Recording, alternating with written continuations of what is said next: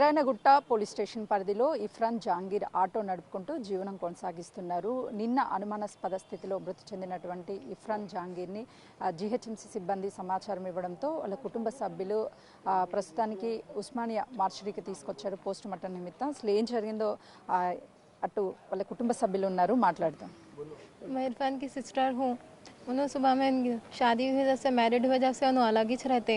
अब दिन में उनकी सुबह में उनकी वाइफ को हॉस्पिटल को ले जाके पुलिस दवाखाने को फिर घर को छोड़ के 4-5 बजे जब घर से निकले फिर उन्होंने वापस ही नहीं आया। हम लोग ऐसा पीएस की तरफ से कॉल आया, ऐसा इनका इंतकाल हो गया, चंद्रान गुट्टे पे एक्सीडेंट हुआ बोले। सो उतना सुन के हम लोग उस्मानिया को आए, बस इतना ही मालूम, हम लोग और कुछ नहीं मालूम उनके बारे में।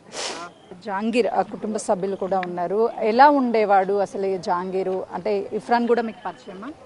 అట్లా అయితే ఏం లేదు మేడం. ఆయన దగ్గర ఉంటాడు, బండి నడిపిస్తారు. యాక్చువల్లీ ఇంట్లోకి వెళ్ళి పోయిండు, అట్లనే పోయి కూర్చున్నాడు. ఏమైందో మనకైతే ఇంకా కన్ఫర్మేషన్ లేదు. ఇప్పుడు తెలిసినాకనే ముంగట జరుగుతాం అంతే. మాకైతే ఏం తెలియదు. ఇమీడియట్లీ మాకు తెలిసింది ఇట్లా అయింది చంద్రానగుట్ట అంటే అన్న తమ్ముళ్ళు అందరూ వాళ్ళ డాడీ అందరూ వచ్చినాము, చూసినాము, డెడ్ బాడీ తీసుకొని ఇక్కడ వచ్చాము పోస్ట్ మార్టంకి. ఇప్పుడు తెలుస్తుంది. ఏమైనా అనుమానాలు ఉన్నాయా? అట్లా ఏం లేవు మేడం. అట్లా అయితే నాకేం తెలియదు. మేము ఫ్రెండ్లే ఉంటాం, యాక్చువల్లీ కలిసే ఉంటాం. డ్రింక్ చేయడం కానీ లేకపోతే ఏమన్నా గంజాయి లాంటివి తీసుకోవడం ఏమన్నా ఉందా అంటే ఏం లేవు మేడం. ఆయనకు అలవాట్లు అట్లా ఏం లేవు. ఆటో నడిపిస్తాడు, గుట్కలు తింటాడు అంతే, సిగరెట్ తాగుతాడు అంతే. కానీ వాళ్ళు ఏం జరిగిందో ఎట్లా అయిందో అది మనకు కన్ఫర్మేషన్ లేదు. ఇప్పుడు మీరే పోస్ట్ మార్టం అయినాక తెలుస్తుంది. అది రిపోర్ట్ వచ్చినప్పుడు ఇప్పుడు మార్నింగ్ తెలిసింది నాకు 7 గంటలకు తెలుసని ఆల్రెడీ వాళ్ళ దగ్గర వచ్చినాను.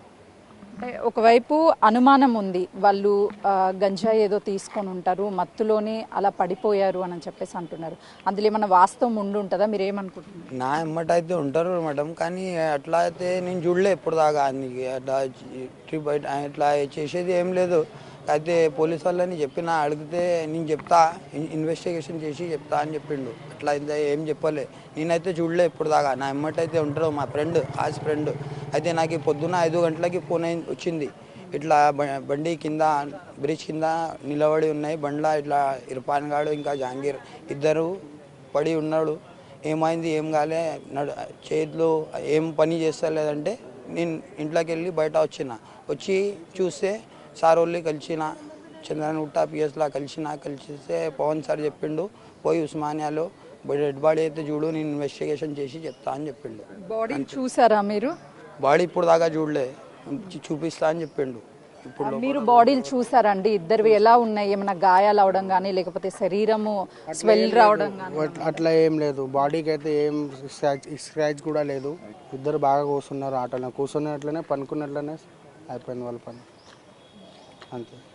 ఇద్దరు ఒకేసారి చనిపోవడము అనుమానంగా చెప్తున్నారు, ఏం చెప్తారు? ఇట్లా చచ్చిపోయినారంటే మనకు కూడా చాలా బాధగా అనిపిస్తుంది. ఇది ఏమో జర యాక్షన్ తీసుకుంటే బాగుంటుంది మేడం. ఎందుకంటే ఇద్దరు ఒకటేసారి అంటే వాళ్ళకు పిల్లలు ఉన్నారు, భార్య ప్రెగ్నెంట్ ఉంది. ఆడు కూడా జహాంగీర్ కూడా చాలా పరేషాన్ ఉన్నాడు. కానీ ఇది యాక్షన్ తీసుకోవాలా చంద్రనగుట్ట పిఎస్ వాళ్ళు. జహాంగీర్ ఇమ్రాన్ ఎలా చనిపోయారు అనేది ఇన్వెస్టిగేషన్ చేయాలి. ఏం జరిగింది అనేది ఇప్పటి వరకు మాకైతే తెలియదు. ఇద్దరు పక్కనే ఆటోల్లో కూర్చొని ఉన్నటువంటి ప్లేస్లోనే చనిపోయారు. ఉదయం మాకు ఇన్ఫర్మేషన్ రావడంతో వచ్చాము. ఇప్పుడు ప్రస్తుతానికి పోస్ట్ మార్టం కోసం బాడీస్ని తీసుకొచ్చారు. పోస్ట్ మార్టం రిపోర్ట్లో ఏమొస్తుందో కూడా చూడాలి. వాళ్ళ కుటుంబ సభ్యులు మాత్రం పోలీసులు ఇన్వెస్టిగేషన్ చేయాలి అని చెప్పేసి డిమాండ్ చేస్తున్నారు. కెమెరామెన్ శ్రీకాంత్తో సుజాత, ఉస్మానియా మార్చిరీ.